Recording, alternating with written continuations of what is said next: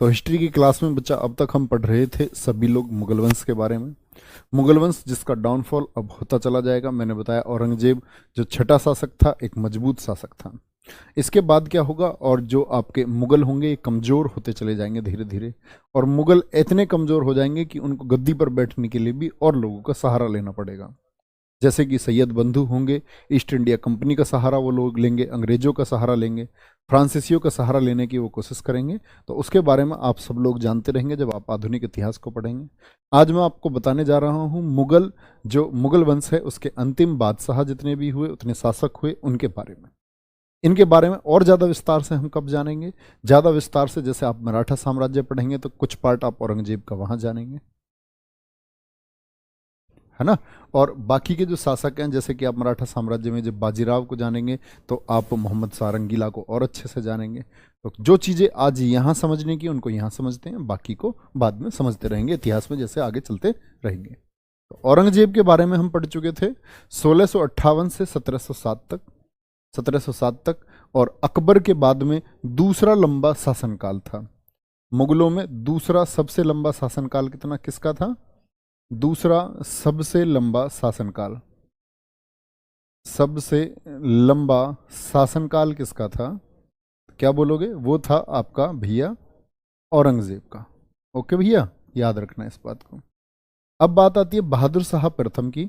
तो बहादुर शाह प्रथम सबसे बुजुर्ग शासक था। देखो, एक तो जलालुद्दीन खिलजी था, वो तो 70 साल का बैठा था, है ना। ये सबसे बुजुर्ग कौन है? मुगल शासक है, गद्दी पर बैठने वाला सबसे बुजुर्ग मुगल शासक। और सबसे कम में कौन बैठा? वो आपका अकबर था, आप जानते ही हैं। 13 वर्ष 4 उम्र की अवस्था में, है ना। 13 वर्ष और 4 माह की अवस्था में। कितनी उम्र में बैठा था ये? 63 ईयर्स में, 63 साल का ये गद्दी पर बैठा था। सबसे बुजुर्ग शासक है, ये बात आपको याद रख लेनी है। कौन है ये? दरअसल में ये औरंगजेब का दूसरा बेटा है। औरंगजेब के बेटों में एक बेटा तो वो है जिसने बीवी का मकबरा बनवाया। तो ये जो औरंगजेब है, इस औरंगजेब के अगर बेटों के बारे में बताऊं मैं आपको, औरंगजेब के बेटे थे, एक तो आजम शाह था, आजम शाह था। एक आपका कामबख्श था, कामबख्श हो गया। ये किसके बेटे हैं? औरंगजेब के। आजम शाह है, कामबख्श है, और एक है इसका बेटा मुअज्जम। कौन है? मुअज्जम, मुअज्जम हो गया। और एक था आपका कामबख्श हो गया, एक था अकबर। वो अकबर नहीं, दूसरा अकबर है। अकबर किसका बेटा था? तो कभी आ जाए औरंगजेब का बेटे का नाम क्या नहीं था, कभी अकबर को चुन लो, ऐसा लगेगा आपको अकबर तो इससे पहले था। नहीं, अकबर इसके बेटे का नाम था। तो ये बात आपको याद रखनी है। एक इसका बेटा था सुल्तान, मोहम्मद सुल्तान। तो इसमें जो ये मुअज्जम है, मुअज्जम जो है, ये मुअज्जम ही गद्दी पर बैठा बहादुर शाह प्रथम के नाम से। तो क्या बोलूंगा मैं आपसे? क्या बोलोगे? इसका वास्तविक नाम क्या है? वास्तविक नाम था इसका मुअज्जम, मुअज्जम, जिसको हम बहादुर शाह प्रथम के नाम से जानते हैं। ठीक है, इसकी उपाधियां हैं। उपाधि कौन कौन सी हैं इसकी? शाह ए बेखबर किसको कहा जाता है? क्योंकि अब मुगल शासक क्या हो गए थे, वो ऐसे समझो बेखबर हो गए थे। तो पहला शाह ए बेखबर शासक किसको कहा गया है? वृद्ध, मुगलों में वृद्ध शासक, बूढ़ा शासक किसको कह करके पुकारा गया है? वो भी सबसे बुजुर्ग बैठा था ना ये, 63 साल का, इसीलिए इसको कहा गया। ठीक है। शाह आलम प्रथम किसको कब जाना जाता है? आलम शाह भी बोलते हैं और शाह आलम भी बोलते हैं। शाह आलम या आलम शाह प्रथम, आलम शाह प्रथम, आलम शाह प्रथम। 5 साल तक गद्दी पर रहा है भैया। किसका? 5 साल तक का शासनकाल रहा है आपका बहादुर शाह प्रथम का। अब ये जो संघर्ष किया इसने, ये संघर्ष किया इसने अपने बाकी भाइयों से। जैसे इसके बाकी भाइयों में नाम है आजम शाह और कामबख्श का। आजम शाह और कामबख्श का, जिसको हम बोलते हैं आपका जाजऊ का युद्ध। तो याद रख लेना इसमें 1707 में, 1707 में औरंगजेब की मृत्यु के बाद में, 1707 में क्या हो गई? औरंगजेब की मृत्यु हो गई। तो 1707 में उत्तराधिकार की लड़ाई में आगरा के पास ही जो सामूगढ़ था ना, वहां फिर से युद्ध हुआ। उत्तराधिकार की लड़ाई, और इस उत्तराधिकार की लड़ाई को हम बोलते हैं जाजऊ का युद्ध। जाजऊ का युद्ध। और जाजऊ का युद्ध कहाँ हुआ था? ये आपका जाजऊ का युद्ध हुआ था भैया, क्या बोलोगे? जाजऊ का जो वार हुआ है सामूगढ़ आगरा के पास में हुआ है, जिसमें कौन है? एक तरफ तो मुअज्जम है, मुअज्जम, ठीक है। और मुअज्जम के वर्सेज में कौन है? मुअज्जम के वर्सेज में थे आपके तो आजम शाह हो गया, आजम शाह। और इसके साथ ही था इसका दूसरा भाई कामबख्श। कामबख्श ने इसका सहयोग किया था, प्रमुख नाम है। जीता कौन था? मुअज्जम। आप देख ही पा रहे हैं, गद्दी पर बैठा तो सीधी सी बात है मुअज्जम ही जीता होगा। कौन जीता? मुअज्जम। लेकिन इंपॉर्टेंट बात है कि जाजऊ के इस वार में, जाजऊ के इस युद्ध में जो सहायता दी थी, सहायता किसको? सहायता दी थी आपकी, किसको बोलेंगे? मुअज्जम को। मुअज्जम को, शाह ए बेखबर को बहादुर शाह प्रथम की जो मदद की, लिखना मुअज्जम की मदद इसमें किसने की थी? मुअज्जम की मदद गुरु गोविंद सिंह ने की थी। सिखों के 10वें गुरु हैं, सिख साम्राज्य में पढ़ाऊंगा मैं आपको। गुरु गोविंद सिंह ने की, गुरु गोविंद सिंह ने की, ठीक है। तो गुरु गोविंद सिंह, तो मतलब सिखों के मुगलों से बहुत अच्छे संबंध की उम्मीदें यहाँ जागी थी कि जो सिखों का मुगलों से जो संघर्ष चल रहा था वो खत्म हो जाएगा। जैसे आपने देखा था 5वें गुरु जहांगीर ने हत्या करवा दी, 9वें गुरु की हत्या करवा दी, लेकिन 10वें गुरु के इतने अच्छे संबंध हो गए मुअज्जम से कि वो उसकी मदद कर रहे हैं। तो एक आस जगी कि सिखों का और मुगलों के जो मुगल साम्राज्य हैं इसके संबंध अच्छे हो चलेंगे। लेकिन जल्दी ही मृत्यु हो जाती है गुरु गोविंद सिंह की 708 में, यानी 1708 में। उसके बाद में बंदा बहादुर के हाथ में नेतृत्व आएगा, जो आप सिख साम्राज्य में पढ़ेंगे। बंदा बहादुर क्या करेगा? वो मुगलों के खिलाफ कूच कर देगा, अभियान करेगा, ठीक है। माधोदास नाम से जिनको हम इतिहास में जानते हैं। तो मदद की थी गुरु गोविंद सिंह ने। और यही मुअज्जम की एक प्रेमिका है, उसका नाम भी आपको याद रखना है, जो कि अंत तक इसके साथ रही थी। और प्रमुख क्या है? प्रेमिका का नाम है कि वो पुर्तगाली महिला है। इसका मुगल साम्राज्य में बड़ा कंट्रोल रहा था, तो इसीलिए इसको याद रख लेना है, जूलियाना। क्या नाम है? जूलियाना। जूलियाना भी इस युद्ध में साथ थी इसके, इसमें जाजऊ के युद्ध में। तो कहने का मतलब है पुर्तगालियों का भी एक सहयोग इनको मिला था, क्योंकि पुर्तगाली उस समय तक भारत में एक्टिव हैं। जब आप पुर्तगाली पढ़ेंगे तो जानेंगे अच्छे से पुर्तगालियों के बारे में। कोई दिक्कत? सर जी क्वेश्चन में मुअज्जम आएगा या बहादुर शाह प्रथम आएगा? बच्चे जो दोनों नाम एक ही हैं। अब अकबर का नाम अकबर भी आ सकता है, जलाल भी आ सकता है, जलालुद्दीन भी आ सकता है। ऐसी छोटी बात क्यों करते हो, हैं टुच्चा प्रश्न? चलो ठीक है, बहुत बढ़िया, बहुत शानदार। चलो भी। सर जी क्या नाम है? सर जी हिंदू शासकों ने अपने भाई के साथ युद्ध नहीं किया। अबे पगलू, अशोक के लिए बताया नहीं? सिंगली अनुश्रुति क्या कहती है कि 99 भाइयों की हत्या करके गद्दी पर बैठा था, है? चाचा ताऊ के सब काट डाले थे उसने, अशोक ने। क्यों नहीं हुआ भैया? उत्तराधिकार तो हिंदू और मुस्लिम नहीं देखता, ये सब लोग लड़े गद्दी के लिए। इतिहास पढ़ते आ रहे हो, तुमको इतना समझ जाना चाहिए कि सारी मारकाट ही धन और लूट की। तो ये कौन है? फाइनली बात आई कि मुजब्बम गद्दी पर आ गया, ये बात आपको याद रख लेनी है। और इसी को हम जो बोलते हैं सबसे ज्यादा है। और इसके उत्तराधिकार की लड़ाई में मुअज्जम का ये हुआ कि जब मुअज्जम मरता है 1712 में। मौत कब हुई इसकी? मुअज्जम की मौत हो जाती है 1712 में। बूढ़ा शासक था, और बेचारे का जो शव है ना, डेड बॉडी, डेड बॉडी कहते हैं इसकी, डेड बॉडी को बहुत दिन तक ऐसे ही रखा गया। समझ रहे हो? लगभग 70 दिन तक इसका शरीर ऐसे ही रखा रहा, जिसके सबको 10 सप्ताह तक इसके बेटों के बीच में यह था कि जो बैठेगा संघर्ष चलता रहा कि वही इसको दफन करेगा। तो वो संघर्ष चलता रहा, और उस संघर्ष में इसकी डेड बॉडी भी ऐसे ही रखी रही, सड़ती रही है मानो।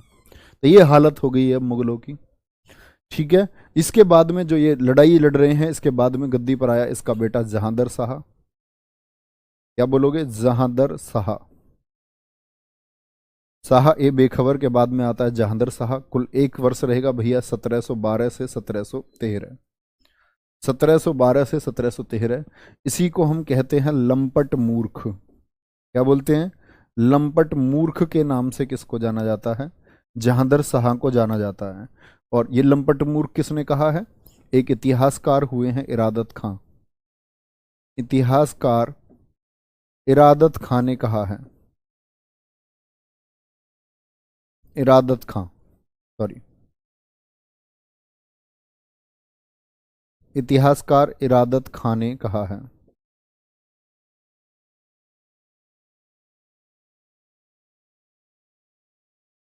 यहां तक की बात में किसी को कोई दिक्कत नहीं होना चाहिए। जहांदर शाह कब से कब तक? 1 वर्ष तक लंपट मूर्ख के नाम से जाना जाता है। निरा मूर्ख है। क्या है? निरा मूर्ख है। तो मतलब इसने तो, अब आप देख रहे हो ऐसे उपाधियां मिलनी शुरू हो गई हैं मुगल बादशाहों को, क्योंकि इनका शासन पर जो है वो शासन इनका थोड़ा कम होता जा रहा है और ये बेखबर होते जा रहे हैं किसके प्रति? तख्त के प्रति, गद्दी के प्रति, है ना? क्या बोलोगे? जहादर शाह लंपट मूर्ख। लंपट मूर्ख किसको कहते हैं हम? इसको लंपट मूर्ख कहते हैं जहादर शाह को। और ये किसने कहा है? इरादत खां ने कहा है। किसने? इरादत खां ने कहा है। 1713 में आया भैया फर्रुखसियर 6 साल के लिए। 1719, क्या बोलोगे? फर्रुखसियर। फर्रुखसियर। फर्रुखसियर कब से कब तक है? 1713 से 1719। 1713 से 1719। इसको घृणित शासक कहा जाता है। घृणा की जाती है इससे। कहते हैं कि अंग्रेजों के व्यापार के लिए जो मैग्ना कार्ट जारी किया, इसलिए इसको घृणित शासक कहा गया। घृणित शासक। घृणित शासक किसको कहा जाता है? तो घृणित शासक आप कहेंगे, क्या बोलेंगे? ये फर्रुखसियर को कहा जाता है। और फर्रुखसियर को कहने का कारण क्या है? कि इसने 1717 में अंग्रेजों को मतलब ईस्ट इंडिया कंपनी को, ईस्ट इंडिया कंपनी 1600 में आएगी भारत में, पढ़ेंगे आप लोग। अंग्रेजों को व्यापार के लिए मैग्ना कार्टा जारी किया। मैग्ना कार्टा, मैग्ना कार्टा का मतलब होता है अधिकार पत्र। ये शायद आपने जब मूल अधिकार पढ़े होंगे पॉलिटी में तब भी पढ़ा होगा कि 1215 में सबसे पहली बार दुनिया में मैग्ना कार्टा कहीं जारी हुआ, जो आपके ब्रिटेन में, ब्रिटेन के राजा थे किंग जॉन, उनके द्वारा जारी किया गया जब उनके सामंतों ने उन पर विरोध जताया था। पहली बार मूल अधिकारों की बात आई थी। व्यापार के लिए मैग्ना कार्टा जारी किया, खुली छूट दे दी थी इनको व्यापार की। सूरत भी आपका बंगाल में भी 1717। तो यहां याद रख लेना इसके भी कारण थे। दरअसल में क्या है कि अंग्रेज आए थे, अंग्रेजों का एक दल आया था, एक शिष्टमंडल आया था। इसके टाइम पर एक शिष्टमंडल आया था। शिष्टमंडल 1715 में। शिष्टमंडल मतलब उसमें कुछ आपके जो प्रतिभाशाली लोग थे वो एक साथ आए। शिष्टमंडल 1715 में किसके समय पर आया? फर्रुखसियर के समय आया। इस शिष्टमंडल के जो अध्यक्ष थे वो कौन थे?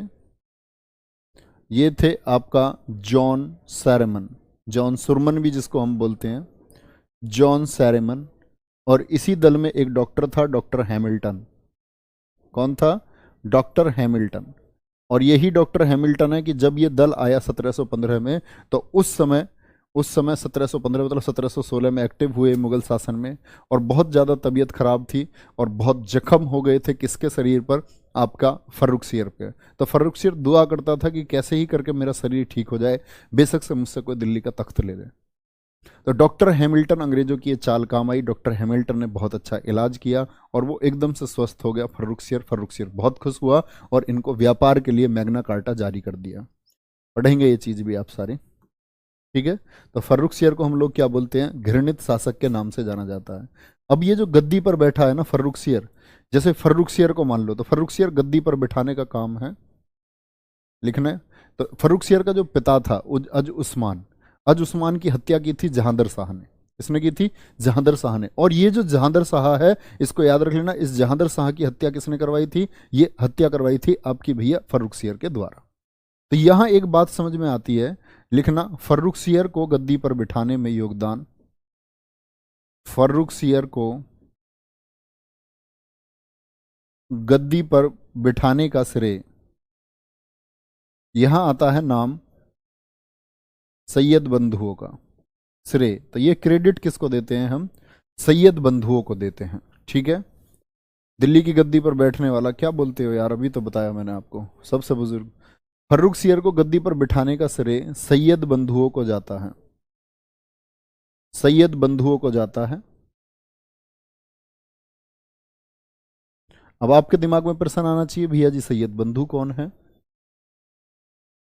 तो दरअसल में सैयद बंधु ये सेनानायक थे, सेनानायक थे मुगलों के, और इनकी ताकत धीरे धीरे इतनी बढ़ जाती है, इतना इन्फ्लुएंस इनका हो जाता है शासन में, कि जो अमीर वर्ग है वो किसके कंट्रोल में है इस टाइम? सैयद बंधुओं के कंट्रोल में। सैयद बंधु जिसको चाहे उसको गद्दी पर बिठाएं। और सैयद बंधु ये दो भाई हैं। कौन दो भाई हैं? इसमें एक भाई है हुसैन अली, क्या नाम है? हुसैन अली, ठीक है। और दूसरे भाई का नाम है अब्दुल्ला, मोहम्मद अब्दुल्ला। तो ये दोनों भाइयों को हम जानते हैं किसके नाम से? सैयद बंधुओं के नाम से इनको जाना जाता है संयुक्त रूप से, ठीक है। इन्हीं दोनों को हम बोलते हैं किंग मेकर। भारत के इतिहास में किंग मेकर, राजाओं को बनाने वाला किसको कहा जाता है? राजाओं को बनाने वाला किसको कहा जाता है? तो सारे के सारे मुगल बादशाह, फर्रुखसियर और इसके बाद के और 3-4 बादशाह, ये सब किसके कंट्रोल में रहे? ये सारे कंट्रोल में रहे सैयद बंधुओं के चंगुल में। सैयद बंधु जिसे चाहें उसे गद्दी पर बिठाएं, जिसको चाहें हटाना उसको हटा दें। इस फर्रुखसियर की हत्या भी होगी, किसके द्वारा? सैयद बंधुओं को ये अच्छा नहीं लगेगा जब कुछ गवर्नर, मतलब कि आपकी बात आएगी गवर्नर देने की, कि गवर्नर ये बदलेंगे, यहाँ की सूबेदारी इसको देनी है, इस बात पर इनकी तनातनी में हत्या करवा दी जाएगी। किसकी? फर्रुखसियर की। तो किंग मेकर कौन कौन है? वो सैयद बंधु हैं, हुसैन अली और अब्दुल्ला। क्या बोलोगे? हुसैन अली और अब्दुल्ला। जीएस का प्रैक्टिस सेट कब से चलता है? जीएस का प्रैक्टिस सेट चलता है मेरे दोस्त शाम 3 बजे से, है ना? 3 बजे से यूट्यूब पर। सर जी ससुर साम्राज्य के बाद में कोई भी क्लास नहीं है। बच्चे हैं मुगल वंश में, देखो आप प्लीज, आप ये क्वेश्चन पूछते हो रोज, ठीक है। इसको याद रख लेना, हुसैन अली और आपका मोहम्मद अब्दुल्ला खान को। कोई दिक्कत भी है?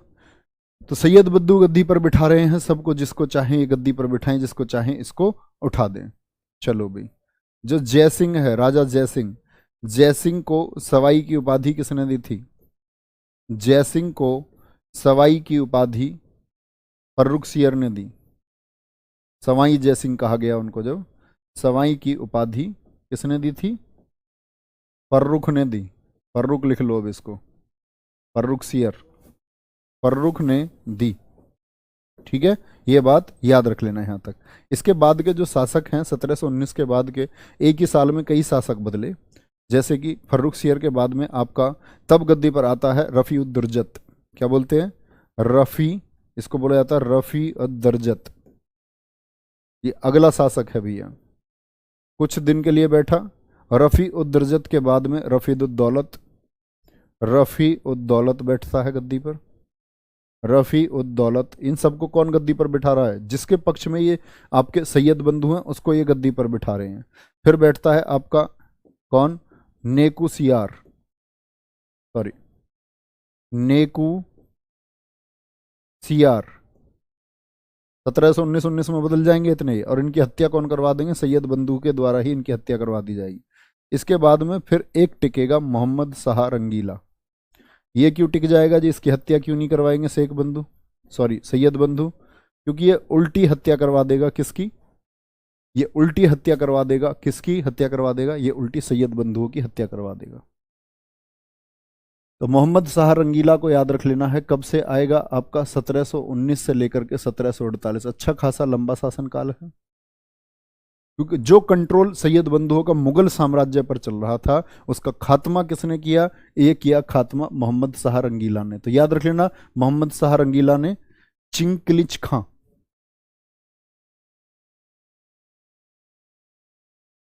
चिंकलिज खां के साथ मिलकर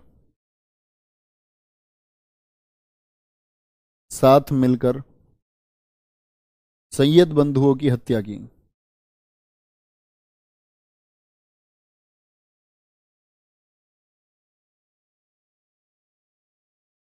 सैयद बंधुओं को मरवाया। अब ये चिंकलिज खां कौन है? तो चिंकलिज खां ही वो है, जब मैं आपको हैदराबाद के निज़ामों के बारे में एक छोटा सा ओवरव्यू दूंगा तब मैं बताऊंगा कि हैदराबाद में जो निज़ाम शाही थी इसके संस्थापक कौन है? ये चिंकलिज खां है। कौन है? हैदराबाद की निज़ाम शाही के संस्थापक। पहले ये दरअसल में ये भी मुगलों के वफादार थे, मुगल सेना में ये काम करते थे, मुगलों के सेना नायक थे। ठीक है, कोई दिक्कत? आगे आ जाओ। तो हैदराबाद, मैंने क्या बोला, हैदराबाद के जो निजाम हुआ करते थे, निजाम शाही के संस्थापक हैं, जो निजामी प्रथा शुरू हुई, निजाम शाही के संस्थापक। ये बताऊंगा मैं छोटे छोटे वंशों के बारे में आपको। हैदराबाद हुआ, कर्नाटक हुआ, आपका मैसूर हुआ, सबके बारे में जानेंगे। मराठों के साथ साथ आप जानते रहेंगे इनको, किस तरह इनका मराठों से दक्षिण में संघर्ष होगा। बड़ा मजा आएगा धीरे धीरे, मतलब बहुत सारे ऐसी चीज होंगी। अभी आपको ये भी नहीं पता मुगलों के आसपास कौन थे, तो जब मैं आसपास को पढ़ाऊंगा तो उस समय मैं आपको रिलेट करूंगा कि ये अगर क्यों, अगर शासनकाल आपको पता है, जैसे मैं कोई घटनाक्रम बताऊंगा कि 1740 की बात है, तो 1740 में आप अपना इतनी से सोच बात रखना कि भैया अच्छा 1740 में तो मोहम्मद शाह रंगीला हुआ करता था गद्दी पर, दिल्ली की पर, तो बाकी सबको जानोगे तो अपने आप रिलेट कर लो। इसीलिए एक ट्री एक बार में एक ही चीज को पढ़ना जरूरी होता है। मोहम्मद शाह रंगीला 1719 से 1748 अभी है। ठीक है, कमजोर शासक है, इतना लंबा क्यों चल गया? क्योंकि इसने जो इसके खिलाफ बड़े कॉन्स्पायरेटर थे, सैयद बंधु, उनको इसने मरवा दिया और एकदम फ्री होके ये बैठ जाता है। इसका असली नाम है रोशन अख्तर। क्या नाम है इसका? असली नाम इसका था रोशन अख्तर। रोशन अख्तर के नाम से किसको जाना जाता है? रोशन अख्तर के नाम से जाना जाता है भैया जी, किसको? रोशन अख्तर के नाम से जाना जाता है। तो पूछता है किस मुगल बादशाह का नाम रोशन अख्तर था? मोहम्मद शाह रंगीला का। और रंगीला से दो चीजें जरूरी याद रखनी है हमको। एक तो 1737 में, 1737 में बाजीराव यहां आक्रमण करेंगे मराठा। क्या बोलोगे? बाजीराव प्रथम ने आक्रमण किया। बाजीराव प्रथम जबरदस्त आक्रमणकारी, सुने ना बाजीराव, बाजीराव की प्रेमिका मस्तानी, सबकी कहानी सुनेंगे।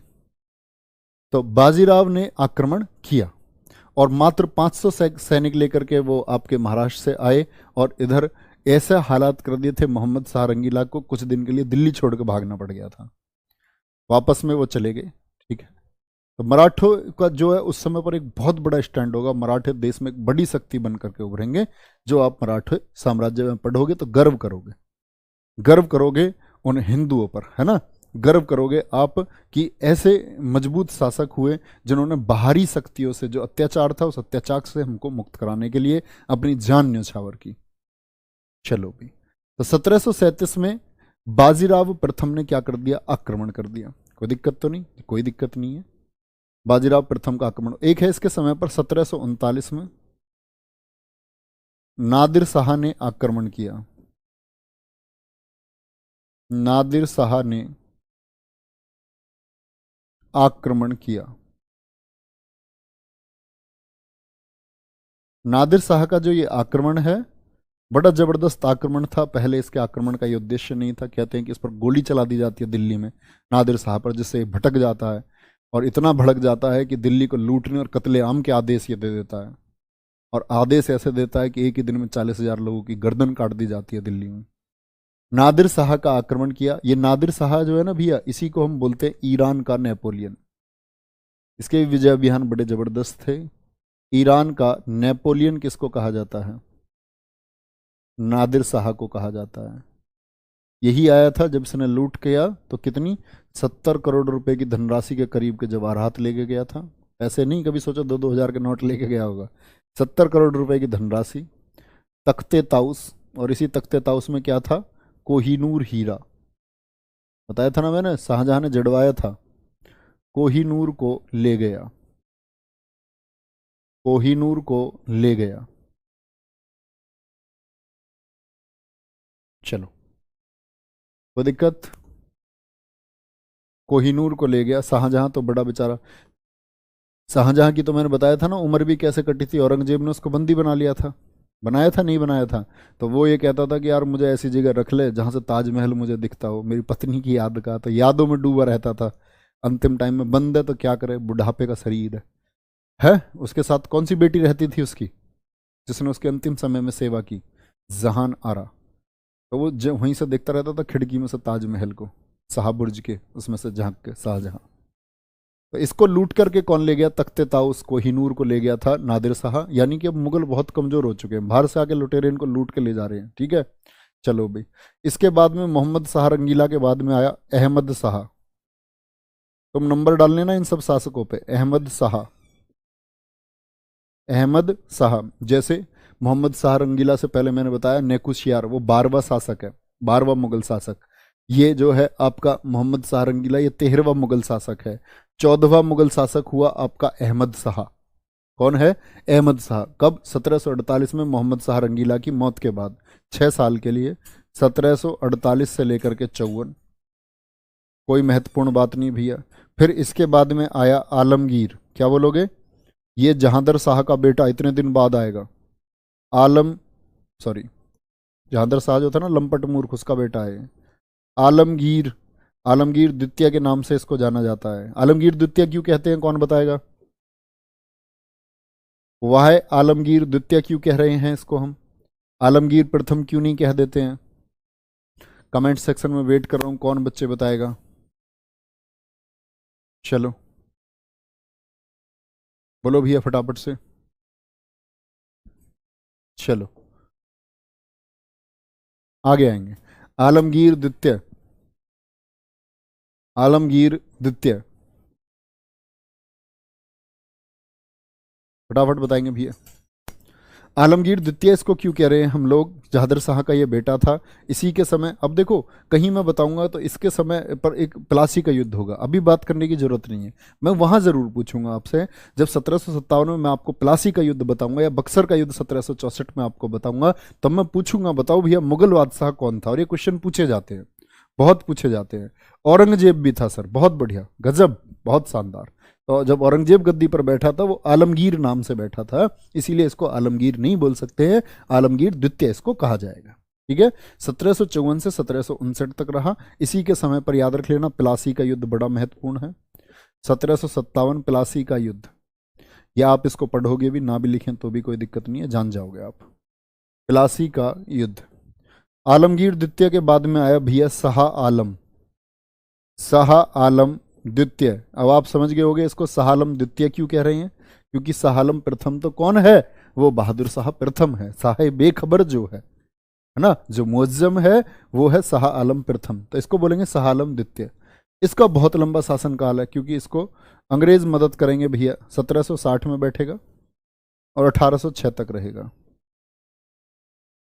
1806 में अंग्रेजों के इन्फ्लुएंस में रहेगा काफ़ी हद तक, और कभी कभी इन्फ्लुएंस में चला जाएगा अवध के साथ, कभी बंगाल के साथ जाकर के मिल जाएगा। कहने के लिए मतलब ये आप जानोगे कि कैसे बंगाल के नवाब जब आप पढ़ोगे तो इसके टचअप रहेंगे। अंग्रेजों से संघर्ष भी करेगा ये, अंग्रेजों से मिलेगा भी, है ना। पूरी तरह से अंग्रेज इस पर कंट्रोल करेंगे 1803 में, कठपुतली बन जाएगा ये 1803 में। लेकिन आपको एक चीज देखनी है, 46 वर्षों का शासनकाल है इसका। कितने वर्षों का? 46 वर्ष का।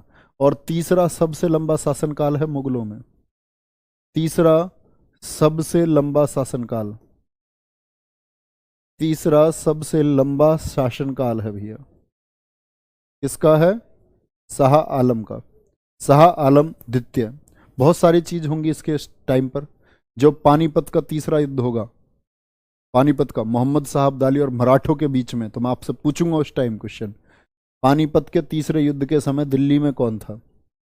पानीपत का तीसरा युद्ध। ये कठपुतली जैसे शासक है, इस समय लड़ेंगे तो सही लेकिन ये कुछ बिगाड़ नहीं पाएंगे किसी का। पानीपत का तीसरा युद्ध कब हुआ था? 1761 में। मराठा साम्राज्य पढ़ते समय आप युद्ध इसको पढ़ेंगे। बक्सर वॉर, बक्सर युद्ध कब हुआ? बक्सर युद्ध 1764 में होगा, बंगाल में लड़ा जाएगा। कौन कौन लोग होंगे वहीं जानेंगे, क्योंकि अभी आप नामों को ही नहीं जानते हो। आप नहीं जानते हो हु इज़ मीर कासिम, आप नहीं जानते हु इज़ शुजाउद्दौला, तो उसके लिए आपको पहले धीरे धीरे समझते चलेंगे तो आता रहेगा ना। तो बक्सर युद्ध इसी के समय हुआ 1764 में, ये बात आपको पता होनी चाहिए। बक्सर के युद्ध में इसी व्यक्ति पर होंगी इलाहाबाद की संधियां। बक्सर के युद्ध के बाद मैं आपको पढ़ाऊंगा इलाहाबाद की संधियां। 12 अगस्त और 16 अगस्त को 2 संधियां हुई थी, जिसमें अवध के नवाब को भी घेरा जाएगा अंग्रेजों के द्वारा और इसको भी घेरा जाएगा। शाह आलम द्वितीय 1760 से 1806, इलाहाबाद की संधि इसी के समय हुई भैया, ये बात याद रख लेना, ठीक है। इसके बाद में कौन है? अकबर सेकंड। अब आप ये भी जान गए होंगे इसको अकबर द्वितीय कह रहे हैं हम, तो क्योंकि एक अकबर था, अकबर द्वितीय। ये है 1806 से लेकर के 1837, 1837 तक। अंग्रेज ही इसको भैया गद्दी पर बिठाएंगे, क्योंकि इस समय तक अंग्रेजों का लगभग कंट्रोल आ चुका होगा। छोटे छोटे इनको क्यों बिठाते थे? क्योंकि जनता विद्रोह ना कर दे। जनता विद्रोह, जनता का विद्रोह बहुत जरूरी होता है, उससे चीजें पलटती है। अब मान के चलो यूपी में चुनाव हो रहे हैं और कोई अगर ये बोल दे कि उत्तर प्रदेश के सीएम आपके योगी आदित्यनाथ जी नहीं बनेंगे, तो वो जो गुट जो वोट देने वाला है, तो वो क्या पार्टी को सपोर्ट करेगा? तो एक चेहरे को वोट दी जाती है, तो विद्रोह होता है। इसीलिए तो सैयद बंधु खुद गद्दी पर क्यों नहीं बैठ जाते? इसीलिए नहीं बैठ जाते। यहां अंग्रेज गद्दी को कैंसिल ही क्यों नहीं कर देते? क्यों बिठा रहे हैं जब अंग्रेजों का इतना बड़ा कंट्रोल है? तो ताकि जनता में एक सामंजस्य बना रहे, जनता विद्रोह ना करे, चीजें बिगड़े ना। जैसा चल रहा है कठपुतली की तरफ बिठाए रखो। जैसे मनमोहन सिंह जी, इतने गुणी व्यक्ति, उनके ऊपर एक कंट्रोल बना लिया कांग्रेस ने, एक क्रेडिट लेने के लिए कि प्रधानमंत्री अच्छे हैं, नो डाउट, कोई दिक्कत नहीं है, लेकिन कंट्रोल किसका रहा? सोनिया गांधी का। तो इस तरह से उन्होंने क्या बना लिया? उनके ऊपर एक कंट्रोल बना लिया। गद्दी पर दिखने के लिए कोई और है, वास्तविक शासन किसी और के हाथ में है। तो गद्दी से फर्क नहीं पड़ता है भैया, पद से फर्क नहीं पड़ता है, बात होती है कि वास्तविक शक्ति किसके पास में है। जैसे हमारी न्यायपालिका में क्या होता है, न्यायपालिका बोल रहा हूं, कार्यपालिका में क्या होता है, विधायिका में क्या होता है, कि वास्तविक शक्तियां तो आप देखते हैं कि किसी और के पास हैं, और दिखाने वाली शक्तियां किसी और के पास हैं। President have the powers but the original powers वो किसके पास है? वो प्रधानमंत्री महोदय के पास है। इसलिए नहीं बिठाते हैं भैया। ये बहुत अच्छा क्वेश्चन किया एक बच्चे ने कि सैयद बंधु क्यों नहीं बैठ जाते हैं। चलो, अकबर द्वितीय 1806 से 1837, ये बात याद रख लेना। यही व्यक्ति है जिसने राजा राम मोहन राय को राजा की उपाधि दी थी। राजा की उपाधि, राजा राम मोहन राय भी मैं आपको पढ़ाऊंगा, सुधार आंदोलन पढ़ाऊंगा मैं आपको कि हमारा देश कैसे इन क्रूतियों से, कैसे इन अंधकारों से बाहर आया है। बहुत बढ़िया। चलो, कोई दिक्कत इस बात में? राजा राम मोहन जो हैं आपके, उनको राजा की उपाधि किसने दी थी? उनको राजा की उपाधि किसने दी थी? बहुत बढ़िया। प्लासी युद्ध बच्चे पढ़ाऊंगा, प्लासी युद्ध आप पढ़ोगे, अभी 1757 को आंदो तब पढ़ोगे। सूर साम्राज्य के बाद सर जी कोई क्लास नहीं आया है, कल से आएगी बच्चे, सूर साम्राज्य के बाद की। तुम तो यार मुगल पढ़ रहे हो, तुम्हें तो पता होना चाहिए, तुम भी ऐसा क्वेश्चन पूछ रहे हो जी सूर के बाद कोई नहीं। मुगल वंश की क्लास है, मुगल फोल्डर में है सारे, है ना, याद रख लेना इसको। चलो, क्या बोलोगे? राजा राम मोहन राय को राजा की उपाधि दी, और इसके बाद में अंतिम शासक आया, ये सेकंड लास्ट है। अब मुझे कुल बताओ आप सभी लोग, अंतिम मुगल सम्राट, मुझे बताओ कुल कितने मुगल सम्राट हुए टोटल? अभी मैंने बताया नेकियो सार 12वां था। अंतिम मुगल सम्राट कौन है? ये बहादुर शाह जफर द्वितीय है। बहादुर शाह जफर द्वितीय है। बहादुर शाह जफर द्वितीय, वो 1837 तक, इसका भी 20 साल का कार्यकाल है, 1837 से लेकर के 1857। बूढ़ा शासक था। यही है जिसके समय अंग्रेजों ने एक फरमान जारी किया। अंग्रेजों ने बोला कि अब आपको लाल किला, जो ये आपका पैतृक है ना, पुश्तैनी जिसको आप समझते हैं, आपको छोड़ करके कहीं और रहना होगा। आपको ये सब जगहें छोड़नी होंगी। आपको ये जो आप सोचते फतेहपुर सीकरी आपका, ये सब छोड़ने होंगे, सारे किले आपको छोड़ने होंगे। इसके सामने वो पतन किया। इनके मतलब बहुत बर्बरता होगी जब इसको बंदी बना लिया जाएगा। 1857 का विद्रोह होगा, जनता उतरेगी बहादुर शाह के पक्ष में कि यार लोगों को ऐसे ये मैसेज भेजा जाएगा, मुगल कुछ लूट के लेकर नहीं गए हमारे देश से। इस बात पर कभी भ्रमित मत होना आप लोग। आप एक बात सोचे, आपका घर है, आपके घर में मैं आ जाऊं और सारी चीजें आपसे कंट्रोल में ले लूं और आपको आपके ही घर में रखूं, आपकी चीजें, आपका सोना आपके हाथ में है, लेकिन आप इस्तेमाल नहीं कर सकते हो। लोग आपको ऐसे बरगलाते हैं कि अंग्रेजों ने तो लूट करके बाहर ले गए, अंग्रेज बाहर ले गए लूट करके। और ये मुगल कुछ लूट करके लेके नहीं गए, मुगलों ने सब कुछ यहीं रखा। मैं आपके घर में लूट करके चीज़ें वहीं रख दूं तो उसका कोई अर्थ नहीं बनता है, ये उससे भी बड़ी लूट है। तो ये दोनों लोग लुटेरे हैं, अंग्रेज भी और मुगल भी, इनमें कोई कम नहीं है। ठीक है, चलो। तो एक इम्पैक्ट क्या आता है, अंतर क्या है, एक बारीक सा अंतर क्या है। इनके द्वारा बहुत सारी चीज़ें बनाई, बहुत सारी चीज़ें अंग्रेजों के द्वारा भी देश को शिक्षा पद्धति से लेकर के बहुत सारी चीज़ प्रदान की गई, लूटा सबके द्वारा गया। विदेशी मतलब विदेशी और देसी मतलब देसी। तो यहाँ क्या अर्थ होता है कि बहादुर शाह जफर द्वितीय के सामने ये फरमान जब आएगा कि अब आपको ये छोड़ना होगा, तो जनता में ऐसे ही मैसेज भेजे जाएंगे कि यार इन्होंने तो ताजमहल बनाया, हमारे लिए सब कुछ इन्होंने किया। तो जनता को एक बूढ़े शासक के प्रति दिल्ली की गद्दी पर उनको वो अंग्रेजों से अच्छा लगेगा, लगना भी चाहिए था। अगर अंग्रेज का और बहादुर शाह जफर द्वितीय का तालमेल करो तो बहादुर शाह जफर के पक्ष में लोगों को होना चाहिए था, बिल्कुल सही चीज थी और लोग हुए भी। यही इसी 1857 के विद्रोह को हडसन दबाएगा, निकोलसन हडसन आएगा, है ना। अंतिम सम्राट है कौन, बहादुर शाह जफर द्वितीय। जफर क्यों बोलते हैं, जफर इससे क्योंकि जफर नाम से कविताएं लिखता था, जफर नाम से रचनाएं करता था। मतलब जफर तो पहले भी हुए लेकिन इसने रचनाएं की, जफर नाम से रचनाएं की, कविताएं लिखी, जैसे गुलरुखी बताया था मैंने आपको, जफर नाम से। इसके ही दरबार में रहते थे मिर्जा गालिब, मिर्जा गालिब जिन्होंने बहुत लिखे हैं आपके शेर, किसके ऊपर, मिर्जा गालिब ने शेर लिखे हैं 1857 के संग्राम के ऊपर, याद रख लेना। सुने आपने शेर मिर्जा गालिब के, नहीं सुने। और 1862 में मृत्यु हो जाएगी। देखो 57 में तो इनको कैद किया जाएगा, ठीक है। हुमायूं के मकबरे में जाकर के छिप जाते हैं, हुमायूं के मकबरे में से इनके बेटे और जो पोते हैं उनको पकड़ा जाता है, गिरफ्तार करके रखा जाता है, हडसन गिरफ्तार कर लेता है, जिसमें वक्तव्य भी कि हडसन इनको उर्दू में कुछ कविताएं सुना, उर्दू में कुछ पंक्तियां बोलता है, उर्दू में कुछ पंक्तियां उससे बोलते हैं, पकड़ लिए जाते हैं, गिरफ्तार। कहते हैं इतना बुरा हाल किया और गिरफ्तार करके इनको कहाँ भेज दिया था, 1857 में, 1857 में कैद करके रंगून, कहाँ भेज दिया था भैया, रंगून भेज दिया था। रंगून यानी कि कहाँ, वर्मा, जो आज का म्यांमार है, भेज दिया था।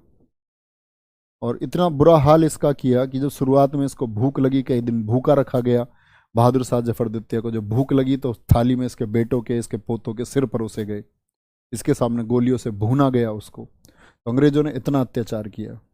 चलो, बहादुर शाह जफर प्रथम कौन था, आदित्य राजपूत पूछ रहे हैं।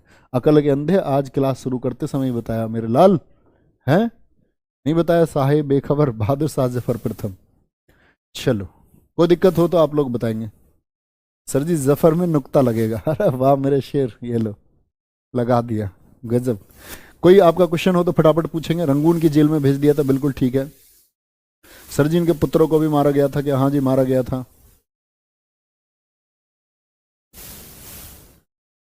बहुत बढ़िया, शिखा सिंह राजपूत। हाँ वो बताऊंगा अंग्रेजों ने क्या किया था, अंग्रेजों के टाइम पे था ना। तो चलो, बहुत शानदार। देखो एक कितनी तमीज से बोल रहा है, कह रहा आज गालिब होता तो मास्टर तेरे लिए भी कुछ लिखता। बहुत बढ़िया, बताओ भैया। हम्म,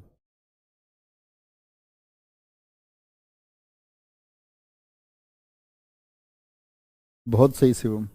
डाउट पूछो भैया, कोई डाउट हो तो आपका, जब कभी टाइम बचता है तो पूछ लिया करो।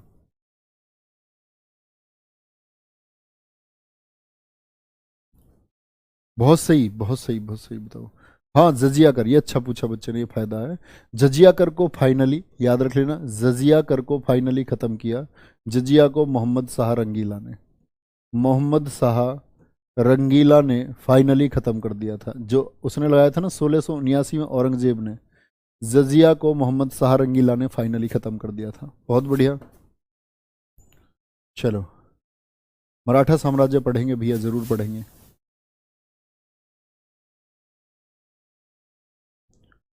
331 वर्षों में बच्चे वो बात याद रख लेना, 15 वर्ष सूर साम्राज्य के घटा देना, तो 316 वर्ष तब कहेंगे। सर जी स्पीड से पढ़ाओ, हाँ बेटा मोटरसाइकिल में बैठूंगा मैं अभी, R15 पे बैठ के पढ़ाऊंगा, तेज चलेंगे फिर। ठीक है। 1857 नहीं आएगा अभी, अभी पहले मैं मराठा साम्राज्य आपको पढ़ाऊंगा, उसके बाद में 1857 पढ़ेंगे। ओके। महाभारत कब हुई थी, ये देखो ये कहाँ चल रहा है। चलो, कल क्या चलेगा, कल का मुझे खुद नहीं पता कल क्या चलेगा। क्रम से मराठा साम्राज्य पढ़ेंगे, छत्रपति शिवाजी महाराज जी के बारे में पढ़ेंगे, बहुत कुछ जानने को है। ओके। छोटे से छत्रपति शिवाजी महाराज जो महाराणा प्रताप की उस गोरिल्ला और छापामार नीति को आगे बढ़ाएंगे। फिर से फक्र करने लायक एक चेहरा। चलो, बहुत बढ़िया। आपके जैसा बनना है, मेरे जैसे ही है आप, अंतर नहीं है मुझ में तुम में कोई भैया, आप मेरे जैसे ही हो। हाँ, इसके टाइम जब 1739 में आया नादिर शाह, उस समय तक तो मुगल बैठा ही करते थे आपके तख्ते ताउस पर, तो वो उसको लूट करके तब लेके गया है। Very good. सिक्के भी कराऊंगा भैया, मैंने आपसे बोला हुआ, जो मैंने बोला है, जो स्टेटमेंट दे दिया उसे मैं पूरा करूंगा, समय से पूरा करूंगा। जो स्टेटमेंट दे दिया उसके लिए घबराऊंगा। अगर मैंने बोल दिया पढ़ाऊंगा तो मुझे याद है, मैं पढ़ाऊंगा। जरूरत ही नहीं, आपके कहने की जरूरत नहीं पड़ेगी, आपको याद भी दिलाने की जरूरत नहीं पड़ेगी। ओके। ऐसा नहीं है, ऐसा होता ना कि बाद में ये आगे जानोगे, आगे पढ़ोगे और फिर छोड़ दिया, ऐसा नहीं होगा। निश्चिंत रहो। Okay, bye bye, take care, जय हिंद, जय भारत, अपना ख्याल रखें, अच्छे से पढ़ते रहें। तो और मैं बोलता हूँ आप लोगों से कि 3 बजे जीएस का प्रैक्टिस सेट आप ज़रूर करें, और शाम को सुबह वो अंकित भाटी सर ने बोल दिया था क्लास में कि आज क्लास नहीं है आपकी हिस्ट्री और हिंदी की, तो क्लास दोनों होंगी भैया, है ना, याद रखना इस बात को। Thank you.